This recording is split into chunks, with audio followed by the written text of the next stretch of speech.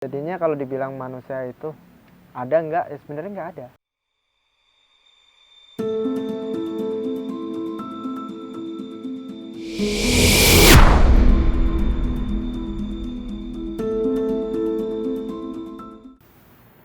Assalamualaikum warahmatullahi wabarakatuh, Mas. Waalaikumsalam warahmatullahi wabarakatuh.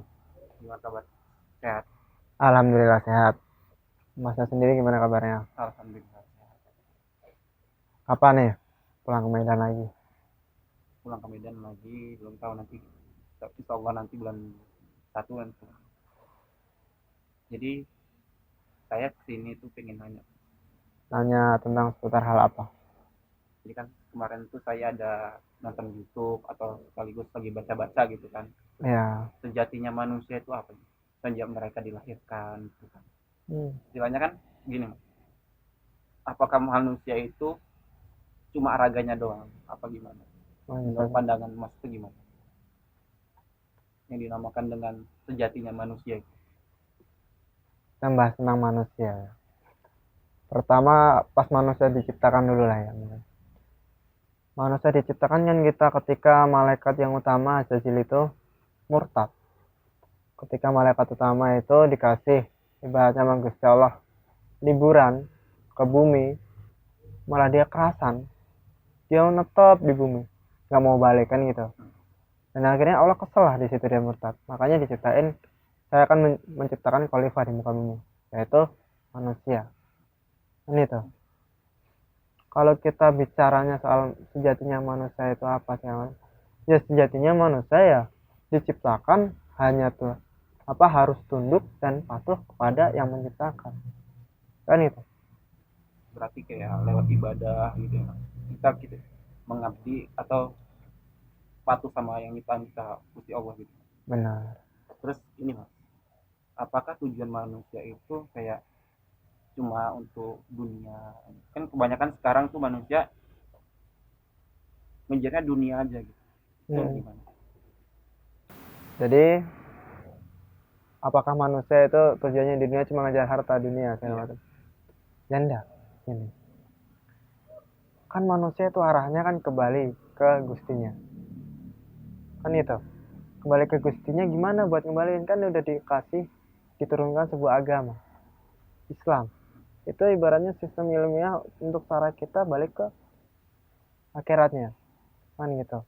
Di situ dikatakan sembahyang. Sembahyangnya siap kayak gimana, ngikutin Nabi Muhammad.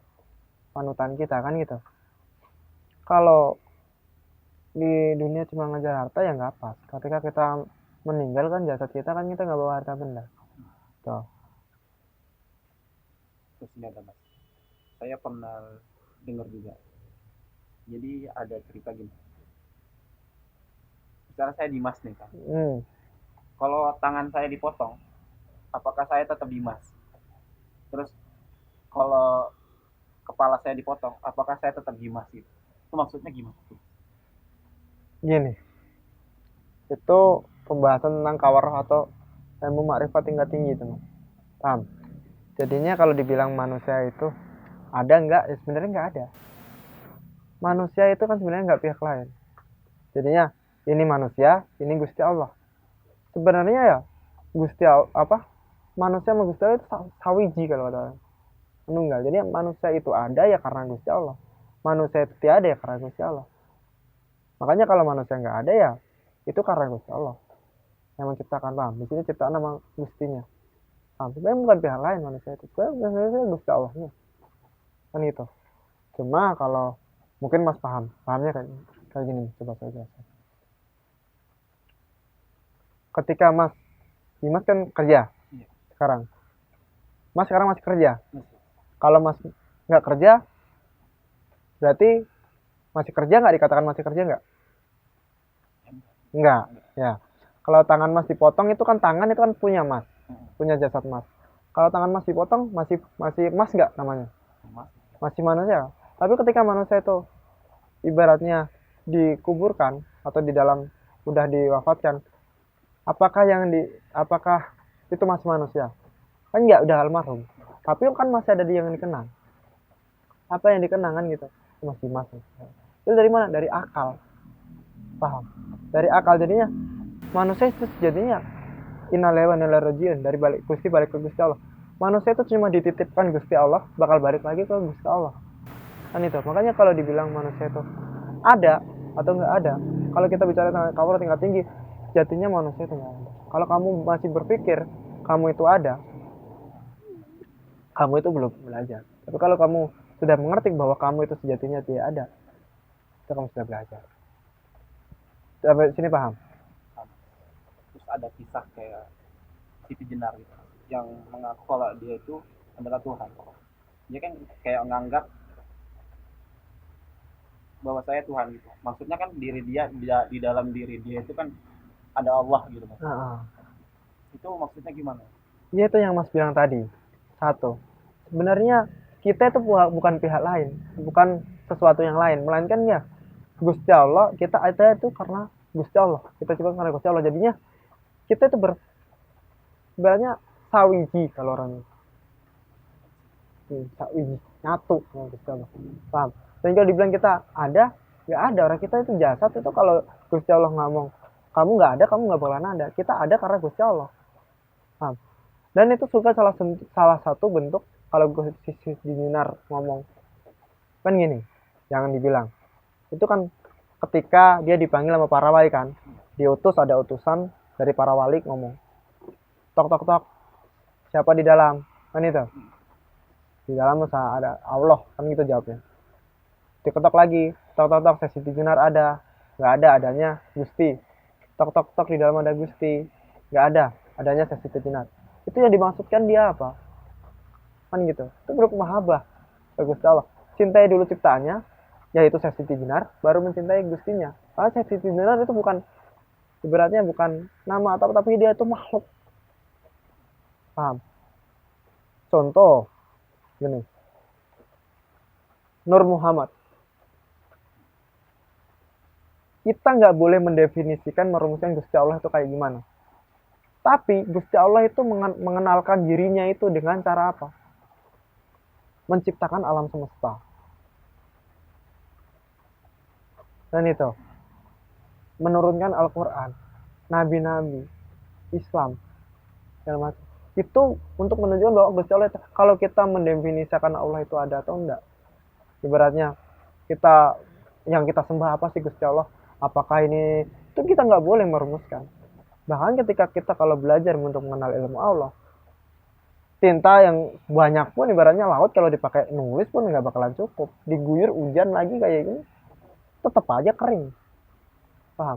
Allah itu nggak bisa didefinisikan, nggak bisa dirumuskan. Kita cukup cinta sama dia. Nah, paham? Jadinya kita ini harus sadar kita itu ciptaan, dan ada yang menciptakan. Dan yang menciptakan kita itu kita nggak boleh mendefinisikan, merumuskan dia itu ini, nggak bisa. Itu dilarang. Tuh. Terus tadi kan Mas bilang cintai dulu makhluknya, atau cintai diri sendiri gitu kan, baru bisa mencintai Gustinya.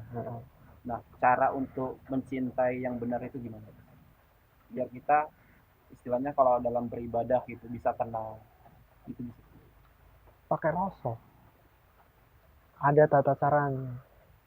Yang pernah saya bahas tentang anji diri. Dalam manusia itu ada nafsu, ada roh, ada akal. Dan di Al-Quran disebutin, nafsu diciptakan itu punya kehidupan sendiri, akal pun punya kehidupan sendiri, roh itu sebagai penentu punya akal sendiri. Paham? Cara mengendalikan, menyelaraskan mereka apa? Ketika akal diberi pemahaman, pembelajaran seputar agama, seenggaknya dia bisa selaras. Gitu. Dan insya Allah kalau rasanya udah dapat, udah selaras, insya Allah bisa cinta sama Gusti Allah. Yang nggak bisa kita lihat, yang gaib. Kalau cinta sama orang mah gampang, lihat yang kayak gimana, Nanti gitu ya. Nah, bahkan kalau Mas belajarnya tentang kawar, Abbas ngomong cantik jelek itu nggak boleh, karena manusia itu kita nggak bisa nyiptain loh. Kalau patung, lukisan segala macam, Mas boleh ngomong itu kurang ini, kurang itu, kurang ini. Orang manusia itu dikatakan makhluk paling sempurna, kan itu namanya makhluk paling sempurna. Itu yang dikatakan dia makhluk paling sempurna, karena apa? Dia yang nyiptain Gusti Allah. Kita nggak bisa buat. Lah ini kok orang ngomong kurang ini, kurang pinter, kurang pendek, kurang ini, kurang itu, kurang itu. Kita itu ciptaan, masa kita nilai ciptaan sang pencipta kan salah kaprah. Itu nggak boleh kalau kita bahas tentang ilmu yang makrifat kayak ini. Paham? Makanya kadang orang itu salah nafsir. Salah tafsir, kalau kita mau wejang ilmu yang seperti ini takutnya orang itu salah paham. Misal saya ngomong, Mas kurang ini, kurang itu, saya nggak bisa buat emas loh. Saya nggak bisa buat kulit emas, saya nggak bisa buat daging emas, saya nggak bisa buat ibaratnya dalam jasad itu ada kulit, ada daging, ada darah. Kok saya berani-berani nilai? Ibaratnya kita nggak boleh untuk menilai ciptaan Gusti Allah, ciptaan Sang Pencipta. So, dialah yang berhak menilai kita. Kita nggak boleh nilai. Kecuali ciptaan manusia. Contoh kayak patung, lukisan itu bisa kita nilai. Tapi kalau untuk sebenarnya kita nggak boleh menilai. Kalau yang ciptaan itu makhluk Gusti Allah. Rokok. Saya nggak tahu. Awet berarti besok nanti ya. Nikah kan nanti. Iya sih gitu. Paham? Sejatinya manusia itu apa? Sejatinya manusia diciptakan itu hanya untuk patuh dan manut tunduk ke Gusti Allah. Karena kita hanya sementara. Arahnya kemana? Balik lagi ke Gusti Allah, ke akhirat. Sebenarnya kita di dunia ini cuma tingkatan tahap pertama lah, awalan. Jangan ngomong kita kalau udah meninggal, kita udah mati, kita udah selesai. Enggak. Bakal jadi pertanggungjawaban misalnya kan gitu. Makanya gimana caranya ibarat kopi atau rokok, kita kasih bumbu-bumbu, kita kasih bubuk-bubuk yang enak ketika kita minum biar enak. Jadi ya kita siapin apa yang bekal yang harus kita bawa ketika meninggal biar Allah itu enak, nggak kesel kan gitu. Jadi ya tujuan manusia ya harus manut ke Gusti Allah. Arahnya kemana ya maksudnya kan? Arahnya ya balik lagi ke Gusti Allah gitu. Ada nggak? Nggak ada sebenarnya, karena kita ada karena dia kan itu. Dia bisa ngomong kita ada karena dia, kalau kita nggak ada ya karena dia. Jadi intinya kayak, jadi tugas kita sebagai manusia ini cuma untuk beribadah ya. Di dunia ini kita ngumpulin bekal buat nanti di akhirat nanti. Iya. Kayak dari ibaratnya sebuah kopi harus ada gulanya. Ada gulanya. Jadi nanti ketika kita dipanggil itu ada bekalnya lah gitu. Udah siap lah, udah enak lah, udah mateng berarti. Kalau kopi nggak dikasih gula kan pahit. Walaupun ada sebagian yang suka pahit. Bahkan enaknya kalau manis lah. Mungkin cukup segitu Begitu. yang saya tanyain. Mungkin nanti kali kesempatan saya bakalan nanya lagi mengenai sejatinya manusia itu. Tentang kehidupan. Insya Allah kalau masih bisa jalan, insya Allah. Mungkin cukup sekian. Assalamualaikum warahmatullahi wabarakatuh. Waalaikumsalam warahmatullahi wabarakatuh.